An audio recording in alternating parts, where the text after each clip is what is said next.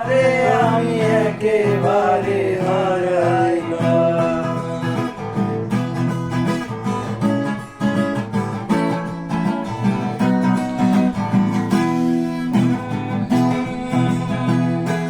ও আমি কোন মুখে দাঁড়াইয়া আমি কইব কথা, কথা শুনে তুমি যদি পাও গো ব্যথা।